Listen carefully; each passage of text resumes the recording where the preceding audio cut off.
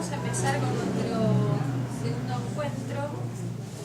Habíamos hablado algunas cosas la primera vez en relación a la angustia. Vamos a seguir hablando del mismo tema, pero me quería detener en algunas precisiones en relación a algunas cosas que la semana pasada presenté. La verdad que si uno se lo pone a analizar un poco más y con la idea de que es un cuadro que tiene que ver con la clínica, me parece que se le puede sacar bastante jugo.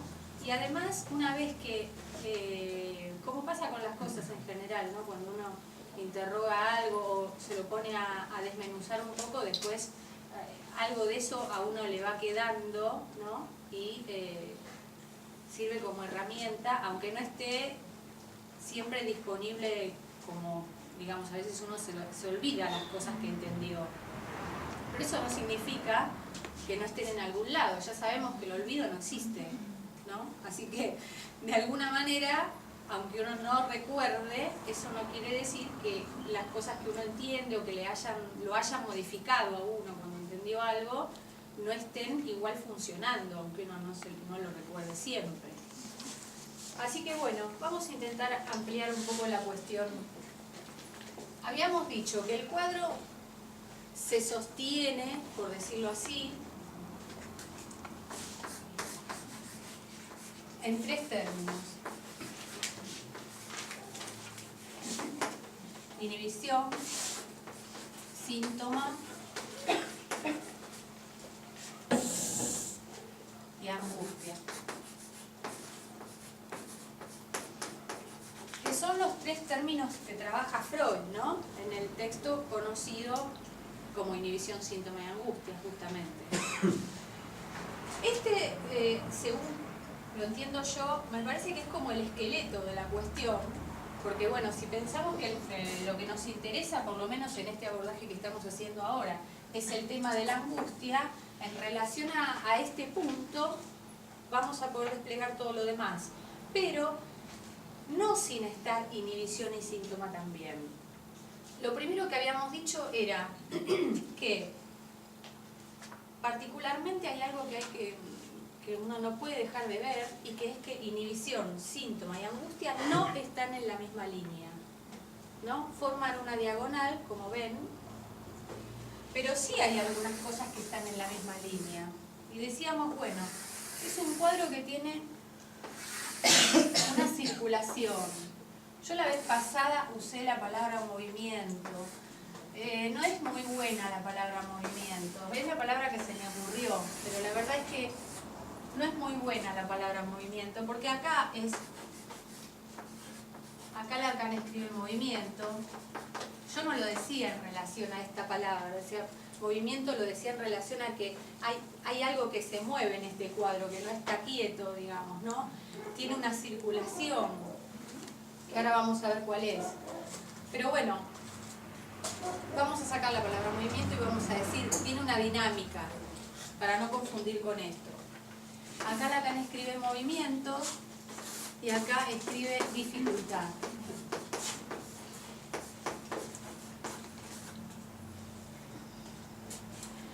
Habíamos dicho también que, pensándolo así al cuadro y en el sentido que tienen las flechas, este sería el punto.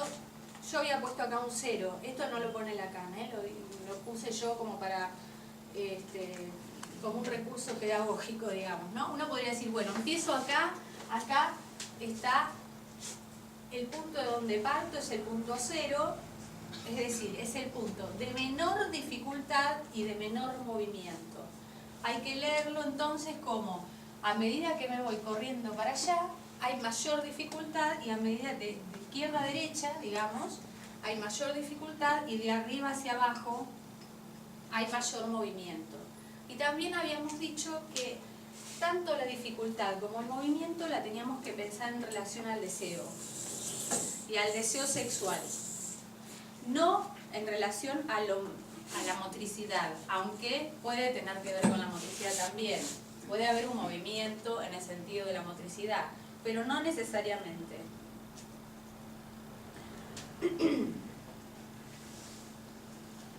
Fíjense algunas cuestiones.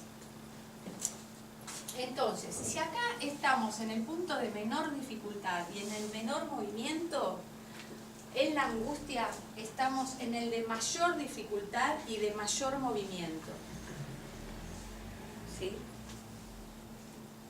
Estoy diciendo por ahí cosas obvias, pero la verdad es que a veces las cosas obvias nos pueden ayudar a ordenar un poco cómo entender, sobre todo,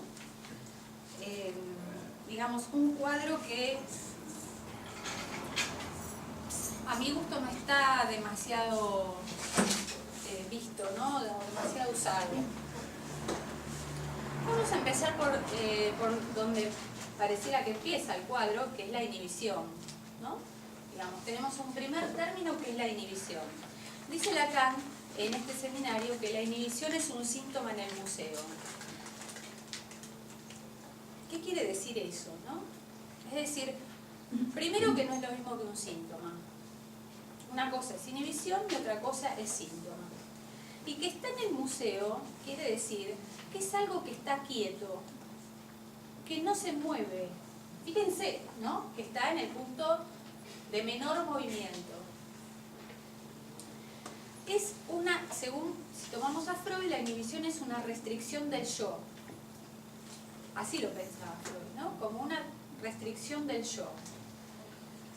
Es decir, hay algunas funciones del yo que están restringidas en la inhibición. Pero esto no le trae dificultad al que lo padece.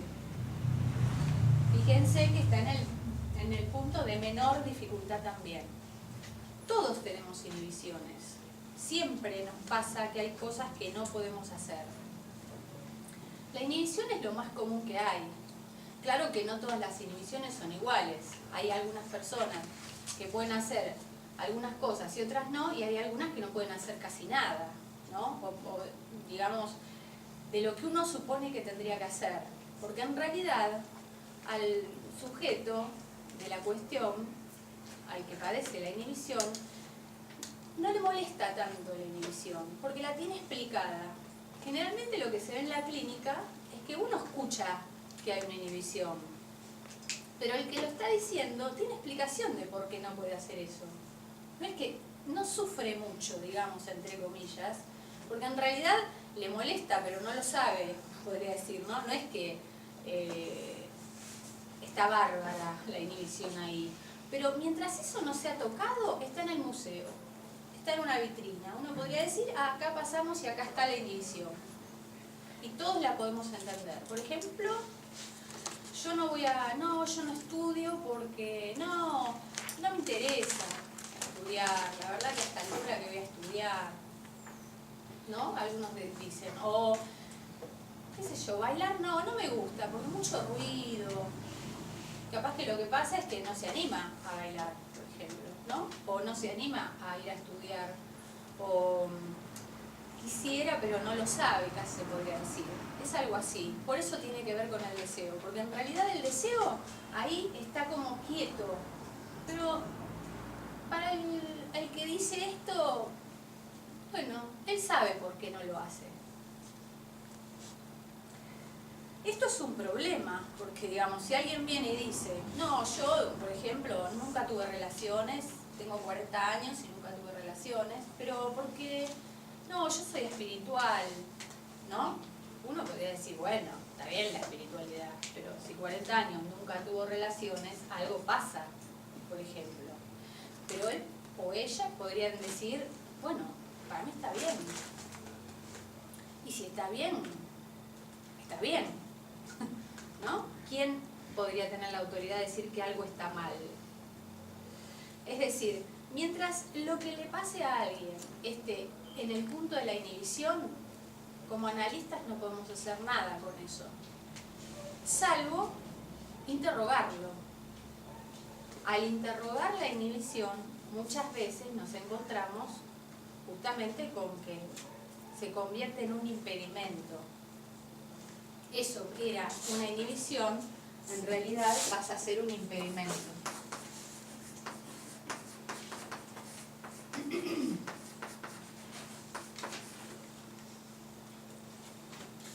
La primera diferencia es esa. El impedimento es molesto.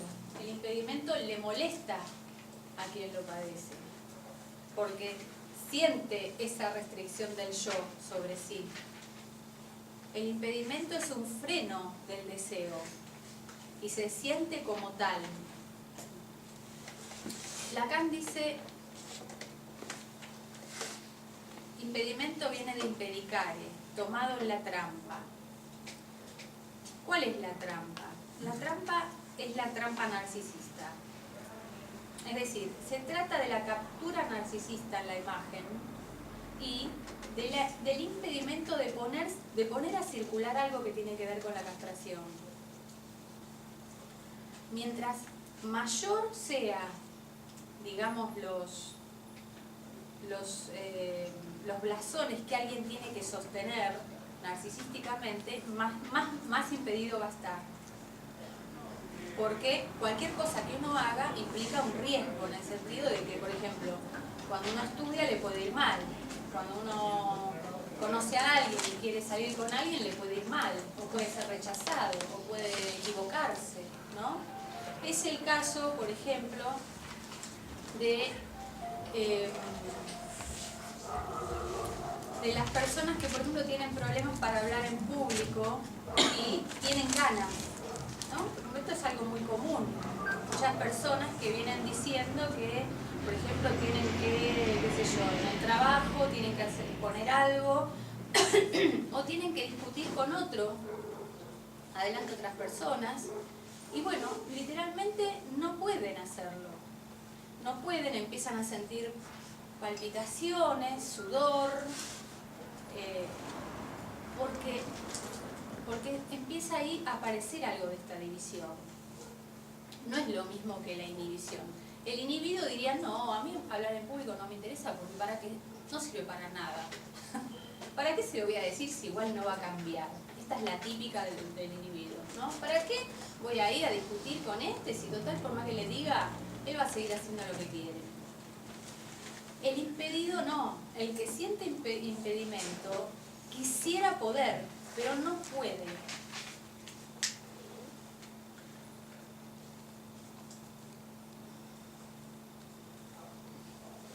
Es decir, no puede poner a jugar nada que implique la castración.